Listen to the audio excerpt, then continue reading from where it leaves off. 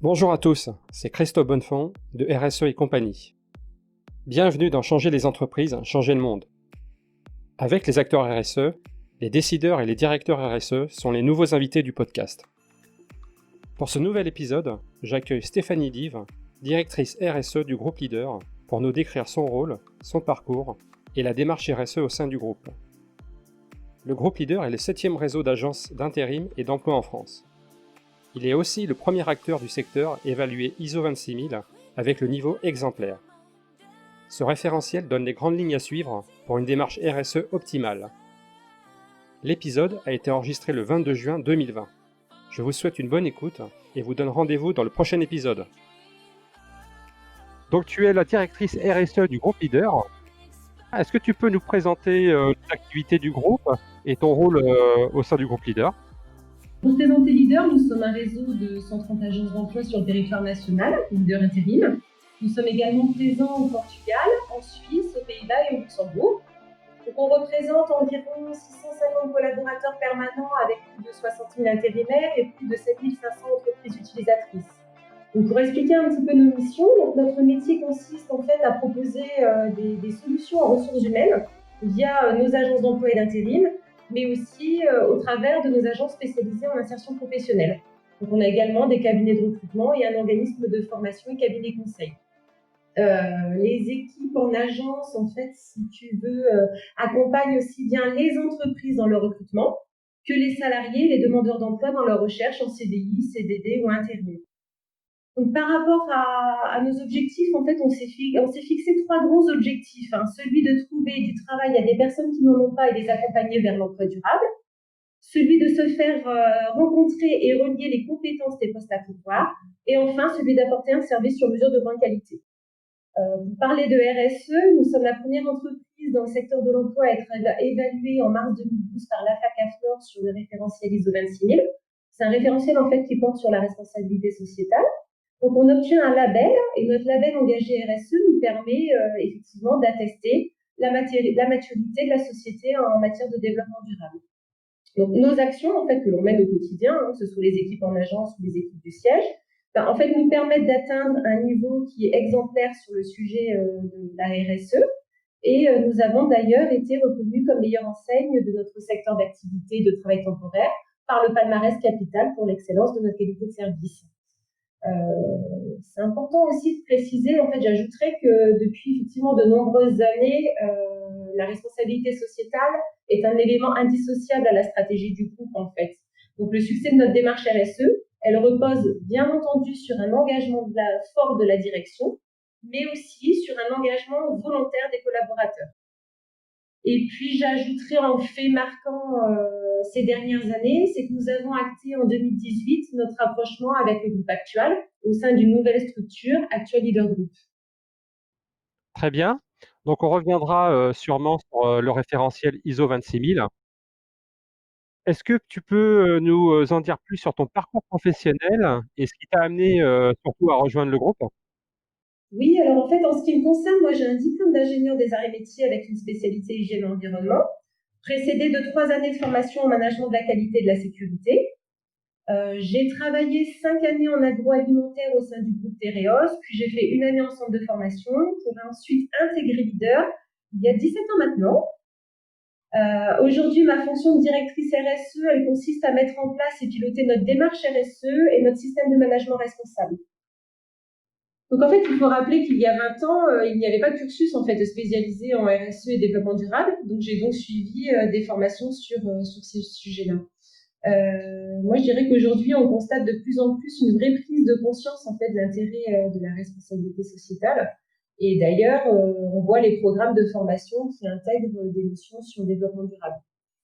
Après, pour répondre à ta question, pourquoi leader? Alors en fait, moi, ce qui m'a plu en intégrant Groupe Leader, c'est que chacun à son niveau peut contribuer à l'amélioration et à l'innovation. Et ça, je trouve que c'est hyper important et c'est hyper enrichissant. D'ailleurs, on a 3 questions en fait qui sont connues par tous nos collaborateurs permanents, à savoir que puis-je faire, que puis-je proposer et que puis-je améliorer. Moi, je reste persuadée que la RSE donne du sens en fait à nos actions au quotidien et je souhaite vivement que toutes les entreprises prennent conscience de l'intérêt en fait d'une telle démarche. Très bien, donc on comprend que chaque collaborateur est vraiment impliqué dans la stratégie et la politique RSE. Tout à fait. À quel type d'organisation vous vous adressez? Alors en fait, on s'adresse à tout type d'entreprise, hein, vraiment, enfin, pour le coup, de toute taille. Donc on va travailler enfin, de la TPE à la multinationale, de tout secteur d'activité, passant par le BTP, l'industrie, l'agroalimentaire, le transport, la logistique et j'en passe. Sachant que tous ces secteurs d'activité ont des attentes spécifiques. Donc en fait, il faut faire preuve d'une grande agilité et une grande adaptabilité, ce qui demande à ce que les équipes en agence aient une bonne connaissance des métiers pour trouver justement le bon candidat afin de répondre aux besoins des entreprises. Donc c'est pour ça, en fait, qu'on réalise des études de poste donc pour affiner les missions qui seront confiées aux salariés intérimaires, en prenant également en considération son environnement de travail et les risques inhérents à son activité. Alors, par rapport à nos parties prenantes, donc on a de multiples parties prenantes, en fait, aussi bien les permanents, les candidats, les intérimaires, les entreprises dites utilisatrices et de nombreux partenaires avec qui on partage nos bonnes pratiques. Alors, pour donner quelques exemples, on a des actions que l'on mène en faveur de l'environnement. Donc là, je pense notamment à l'opération nettoyage de plage sur l'agence de Dieppe, qui a réuni nos intérimaires, les acteurs locaux, associations, entreprises. Donc, c'était vraiment une belle opération avec beaucoup de sens. On mène aussi des actions en faveur de l'emploi, donc aussi bien sur l'accompagnement des jeunes, par exemple l'aide à la rédaction des CV, la préparation à un entretien d'embauche. On accompagne également des personnes en situation d'insertion professionnelle ou en situation de handicap. On a en fait nos équipes en agence qui sont formées et sensibilisées sur ces sujets-là, et nous avons même des agences dites handi-accueillantes. Pour te donner un troisième exemple, je dirais aussi que l'on mène des actions en matière de prévention. Donc là, c'est vraiment une force chez Leader, c'est que l'on mène des actions pour assurer la santé et la sécurité de nos salariés, alors aussi bien permanents, mais également nos salariés intérimaires. Donc là, l'idée, c'est de travailler vraiment en étroite collaboration avec les entreprises pour prévenir le risque et mener des actions de sensibilisation. Et le fait de travailler avec l'entreprise, ça nous permet également d'intégrer les salariés de l'entreprise. Donc là, pour le coup, c'est vraiment un échange de bonnes pratiques. Oui, c'est vrai que surtout dans le secteur de l'emploi, les candidats sont aussi bien évidemment partie prenante. Est-ce que justement par rapport à toutes ces actions et ces opérations, est-ce que vous connaissez, est-ce que toi tu connais en particulier l'impact que cela procure sur les entreprises partenaires et sur les collaborateurs? Alors, en fait, déjà, pour bien comprendre quelles actions on mène en matière de RSE, donc, je voudrais présenter nos engagements. En fait, on a décliné notre démarche à l'ensemble de nos parties prenantes. Donc, on est d'accord, hein, salariés permanents, intérimaires, entreprises partenaires. Donc, au travers de 7 engagements. Donc, on a un engagement sur l'emploi et un sur les ressources humaines. Donc, déjà, pour ces 2 engagements-là, l'objectif est de permettre à chacun de trouver un emploi durable, en mettant en œuvre des pratiques qui garantissent l'équité sociale et le développement des salariés. Et là, on va vraiment travailler sur l'accompagnement de nos partenaires, de nos clients, dans l'anticipation de leurs besoins. Et l'objectif, c'est vraiment de faire relier les compétences et les postes à pourvoir. Ensuite, on a un autre engagement qui, lui, porte sur la qualité de nos prestations. L'objectif, c'est de répondre, en fait, aux attentes de nos parties prenantes et les satisfaire durablement. Un engagement fort en prévention, hein, j'en parlais précédemment. L'objectif, c'est vraiment de préserver la santé et la sécurité de nos collaborateurs permanents et intérimaires, donc par l'identification des risques et par la mise en œuvre d'actions en partenariat avec les différents acteurs de la prévention. L'environnement est également un de nos engagements puisque, en fait, nous ne pouvons pas travailler sans prendre en compte notre impact environnemental. C'est pourquoi nous avons décidé d'impliquer nos fournisseurs et de mener une véritable politique d'achat et de consommation responsable. Nous avons décidé d'accentuer notre développement économique de manière éthique, d'où cet engagement, qui lui a pour objectif en fait de travailler, mais en mettant en œuvre des relations dites gagnant-gagnant et de confiance pérenne. Et enfin, notre engagement, et pour le coup pas des moindres, hein, l'ancrage territorial, qui lui vise à contribuer au développement durable et soutenir le développement économique et social des régions en partageant nos compétences et nos valeurs par des actions concrètes dans les domaines de l'emploi et de notre politique RSE.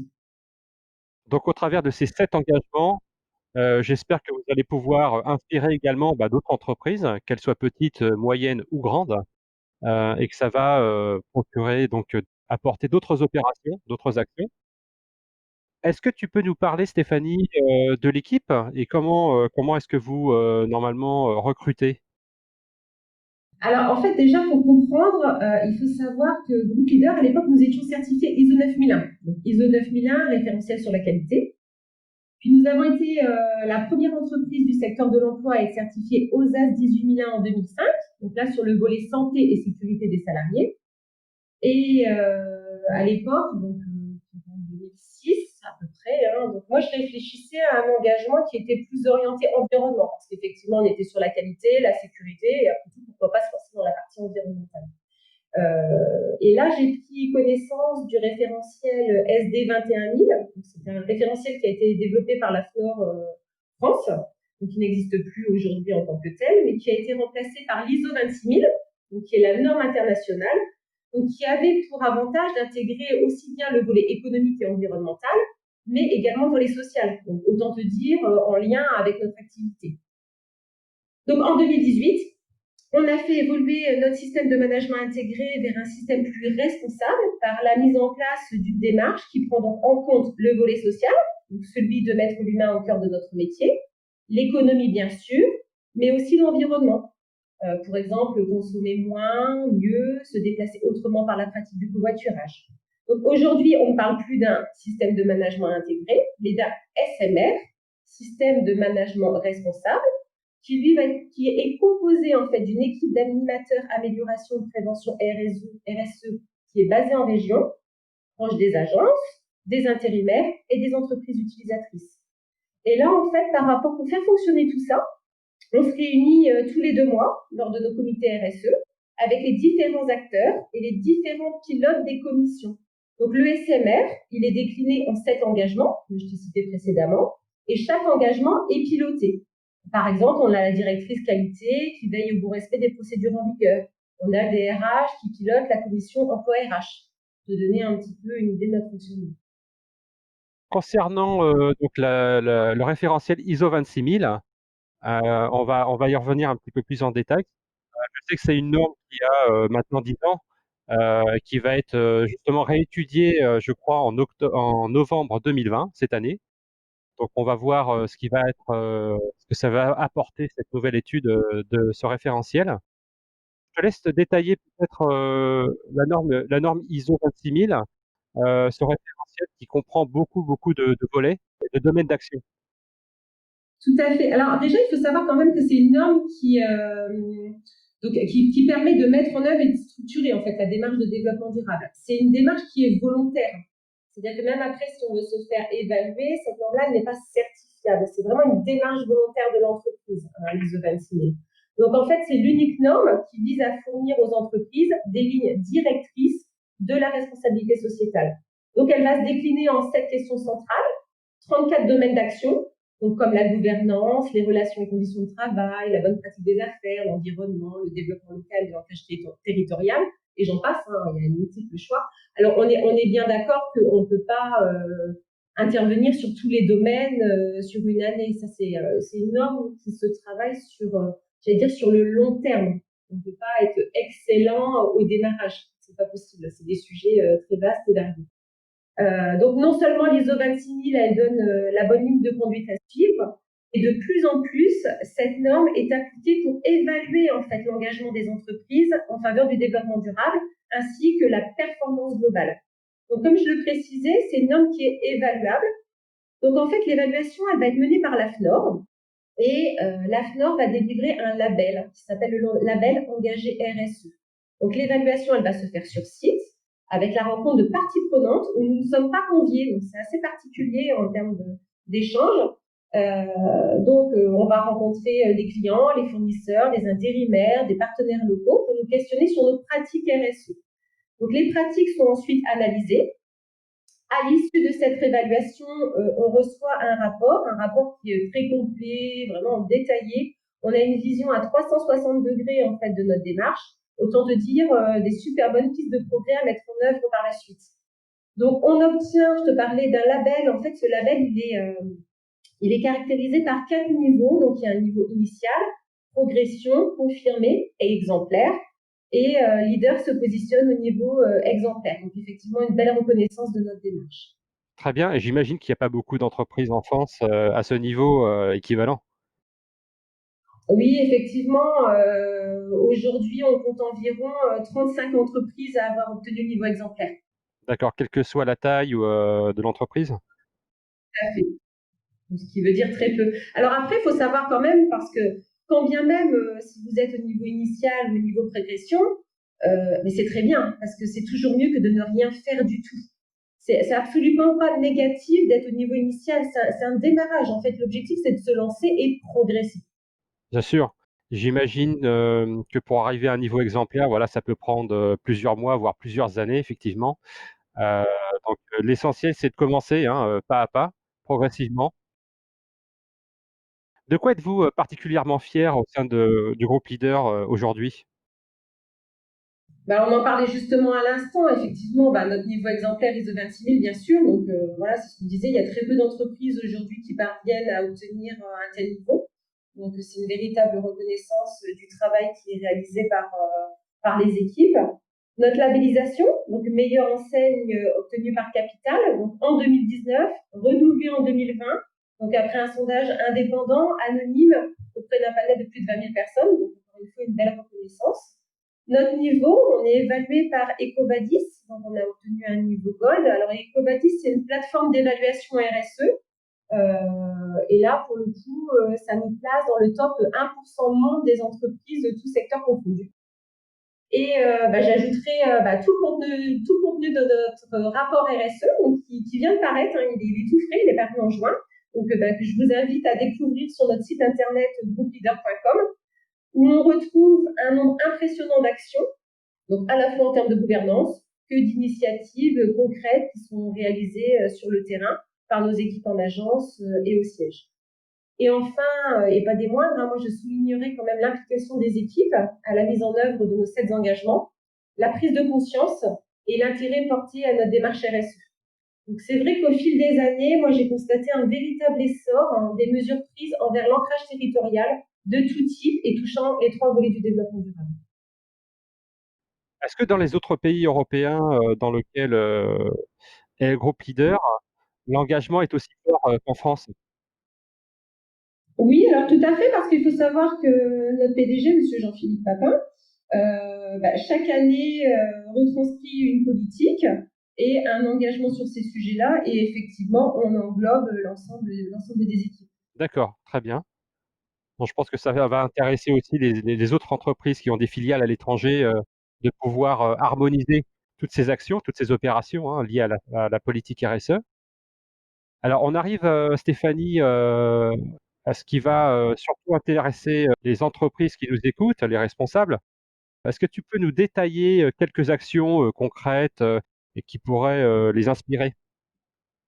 Oui, avec plaisir.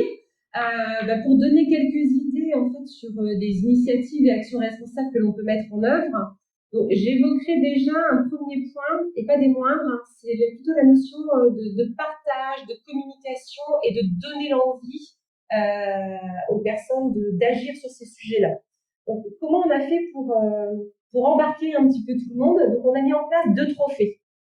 Donc, un trophée associatif qui lui va être à destination des parties prenantes dites extérieures. Donc en fait, le trophée associatif, il a pour objectif de récompenser une association qui va œuvrer sur un sujet, ou le volet social et ou environnemental. Donc l'idée, on va le récompenser en lui remettant un chèque de 1 000 euros afin de lui permettre d'accomplir son projet. Ensuite, on a un trophée, ce que l'on appelle le trophée des initiatives RSE, qui lui vise à récompenser nos équipes, donc aussi bien nos équipes en agence, mais aussi les services du siège, pour la mise en œuvre d'actions concrètes, remarquables, duplicables en matière de RSE. Et là, on offre un week-end insolite RSE aux équipes. Donc, autant te dire, ça fait plaisir. Par rapport à des exemples concrets qui peuvent effectivement inspirer d'autres entreprises, donc moi, je peux t'en présenter effectivement de manière non exhaustive, que l'on va retrouver dans notre rapport RSE. Donc on a de nombreux soutiens, déjà des soutiens caritatifs, des partenariats. Donc, pour te citer quelques exemples, je pense notamment à Nos ailes froissées, où l'on vient en aide aux enfants touchés par un handicap de malvoyance. On a l'association PAGE, qui intervient sur l'insertion sociale et professionnelle des demandeurs d'emploi. On travaille en partenariat aussi avec le Secours populaire, pour ses actions d'accompagnement contre l'exclusion et la pauvreté. Et puis, on a acté depuis plusieurs années un partenariat avec Un toit pour les abeilles. Donc là, cette action, elle participe concrètement à la sauvegarde et au développement des colonies. Et surtout, ça nous permet en fait de sensibiliser nos partenaires aux enjeux, on va dire, plus globaux de l'environnement et de la biodiversité. Et il faut savoir que la production de miel est offerte à nos parties prenantes afin de les sensibiliser. Donc vraiment, l'objectif, c'est de sensibiliser le plus grand nombre à la sauvegarde de cette espèce qui est menacée. Donc, quand on dit partenariat, on a également des actions de partenariat avec les acteurs de l'insertion professionnelle. Donc, toujours dans cet objectif de trouver du travail à des personnes qui n'en ont pas ou qui ont des difficultés au retour à l'emploi. Donc là, j'ai notamment en tête un partenariat avec Scout 80 en Picardie, donc afin de proposer un service de location de scooters à moindre coût pour nos intérimaires qui rencontrent des difficultés pour se déplacer. Je pourrais parler aussi d'un partenariat que l'on mène avec le FAST-TT, c'est notre fonds d'action sociale du travail temporaire, où l'on a déployé ce que l'on appelle le parcours TH, TH, travailleurs handicapés, donc en matière d'accompagnement et d'employabilité des personnes en situation de handicap. On met en place aussi le rallye pour l'emploi en partenariat avec le CREPI. Donc là, l'objectif, c'est de faire se rencontrer les demandeurs d'emploi et les entreprises. Donc ça aussi, c'est un véritable succès. Pour donner des exemples aussi qui peuvent intéresser sur un sujet plus environnement, donc sur le volet environnement, on met en place des mesures en matière d'achat et consommation responsable. Donc déjà, il y a deux choses. Il y a l'accompagnement avec nos fournisseurs et il y a les actions concrètes que l'on mène directement au sein de la société. Donc on fait déjà appel à des fournisseurs engagés. Donc là, je pense notamment à HandiPrint, qui fait travailler des personnes en situation de handicap et œuvre pour l'inclusion, à qui l'on confie nos travaux d'impression. Enercop, qui est notre fournisseur d'électricité 100% renouvelable, où nous sommes sociétaires pour le siège. Planetwi, qui lui couvre nos besoins en électricité propre de l'ensemble de nos agences. Voilà, pour en citer quelques-uns, je pourrais en citer d'autres.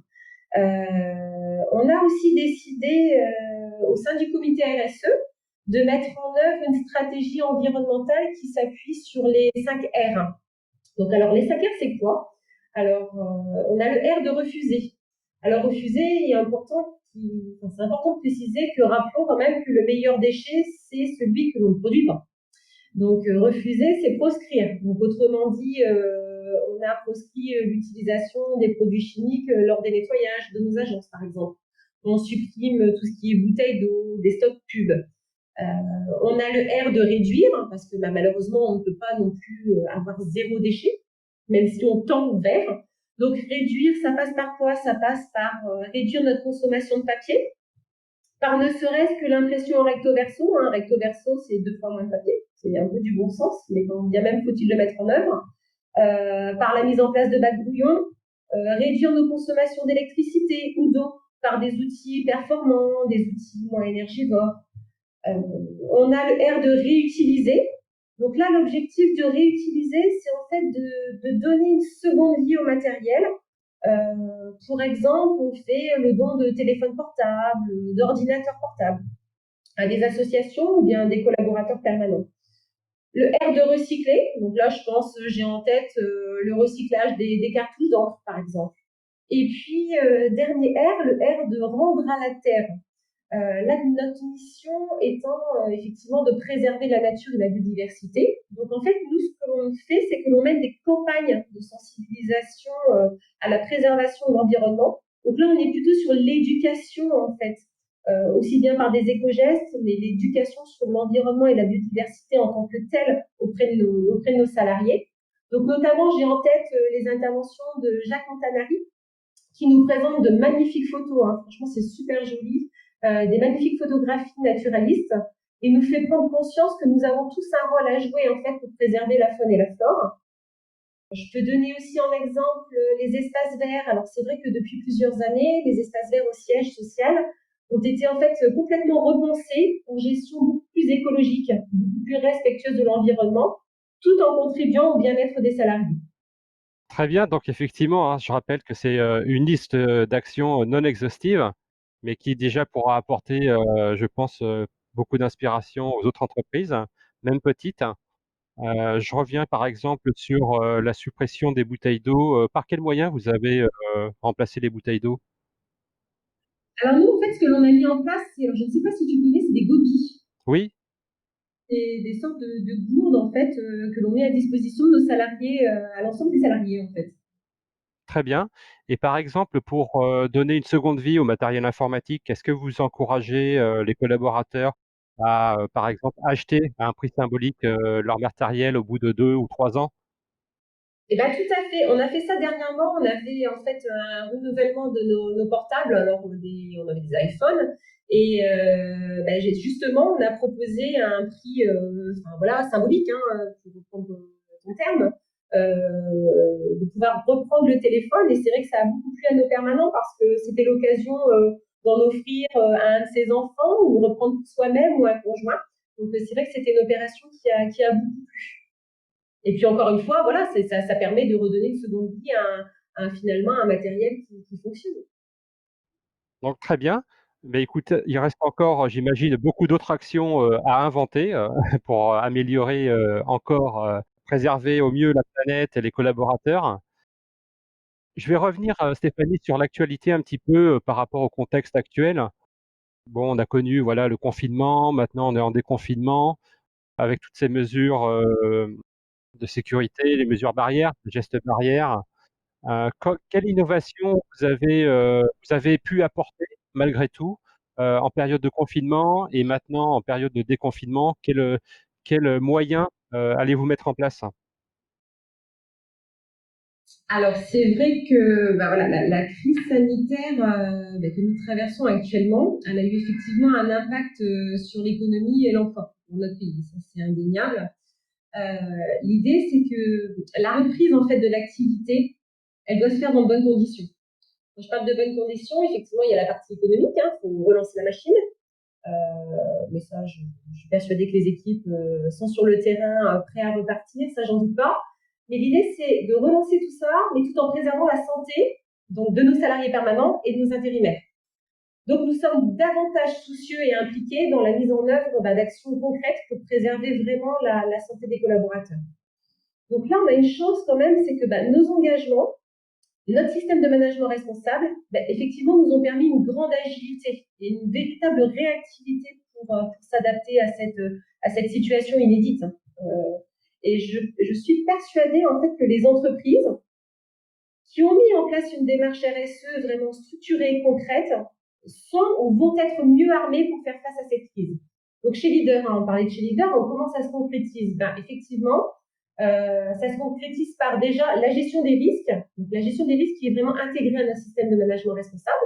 On a un engagement très fort en prévention. Donc qui nous a permis de tester vraiment grandeur nature notre plan de continuité d'activité. Et vraiment, tout s'est bien passé. On a pu mettre en place aussi le télétravail. Et ça, de manière inédite et massive. On a également mis en place, alors là, l'objectif, c'était vraiment permettre les échanges, parce qu'effectivement, on était confinés aux quatre coins de la France et j'allais dire de la Terre. Donc, pour le coup, on a mis en place une plateforme web innovante qui a intégré des dernières technologies, justement afin de garder le lien avec toutes nos équipes. Donc, l'objectif, c'était de pouvoir communiquer, diffuser l'information qui était en fait mise à jour en temps réel. Donc, effectivement, il faut savoir que ça changeait régulièrement, les mesures gouvernementales, les réglementations ne cessaient d'être modifiées, donc il fallait qu'on soit très réactif sur ces sujets-là. On a aussi déployé de gros moyens de communication visio, accessibles à tous, avec vraiment une très grande réactivité et efficience. Dès le démarrage du confinement, on était prêts.